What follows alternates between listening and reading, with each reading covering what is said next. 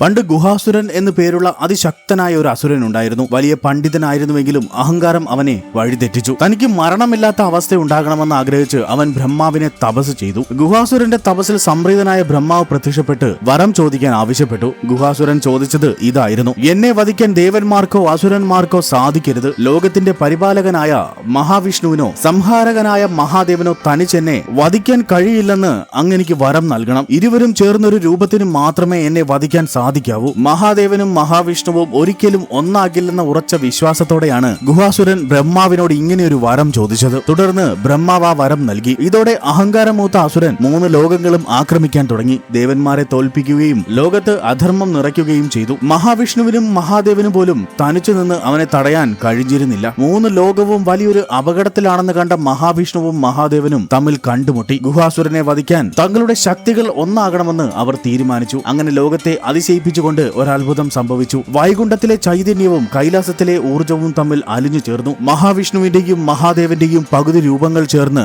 അതിശക്തമായ രൂപം അവിടെ പ്രത്യക്ഷപ്പെട്ടു. അത് ഹരിഹരനായിരുന്നു. അദ്ദേഹത്തിന്റെ ഒരു വശത്ത് വിഷ്ണുവിന്റെ മഞ്ഞപ്പട്ടും മറുവശത്ത് മഹാദേവന്റെ പുലിത്തോലുമായിരുന്നു. ഒരു കൈയിൽ സുദർശന ചക്രവും മറുകൈയിൽ ത്രിശൂലവും തിളങ്ങി. ശിരസിൽ ഒരു വശത്ത് കിരീടവും മറുവശത്ത് ചന്ദ്രകലയും ജടയും കാണപ്പെട്ടു. ഈ അത്ഭുത രൂപം കണ്ട ഗുഹാസുരൻ വിറച്ചുപോയി. താൻ ഒരിക്കലും നടക്കില്ലെന്ന് കരുതിയ കാര്യം കൺമുന്നിൽ സംഭവിക്കുന്നത് അവൻ ഭയത്തോടെ നോക്കി നിന്നു. ഹരിഹരസ്വാമിയുടെ ഒരൊറ്റ പ്രഹരത്തിൽ അസുരൻ വധിക്കപ്പെടുകയും ഗുഹാസുരന് മോക്ഷം നൽകുകയും ചെയ്തു. മഹാവിഷ്ണുവും മഹാദേവനും ഒന്നാണെന്നും അവർ തമ്മിൽ വ്യത്യാസമില്ലെന്നും ഈ കഥ നമ്മെ പഠിപ്പിക്കുന്നു. നന്മ നിലനിർത്താൻ ഏതൊരു ശക്തിയും ഒന്നാകേണ്ടി വരുമെന്ന മഹത്തായ സത്യമാണ് ഹരിഹര രൂപം നമുക്ക് കാട്ടിത്തരുന്നത്. ഇനി നിങ്ങൾ പറയൂ, ഇന്ത്യയിൽ എവിടെയാണ് ഹരിഹരേശ്വര ക്ഷേത്രം സ്ഥിതി ചെയ്യുന്നത്? ഹരിയും ഹരനും അസുരനെ വധിക്കാൻ ഒന്നായ ഈ കഥ നിങ്ങൾക്ക് ഇഷ്ടമായാൽ ലൈക്ക് ആൻഡ് സബ്സ്ക്രൈബ് ചെയ്ത് കമന്റ് ബോക്സിൽ ഓം ഹരിഹരേശ്വരായ നമ എന്ന് ടൈപ്പ് ചെയ്യൂ. ഓം ഹരിഹരേശ്വരായ നമ.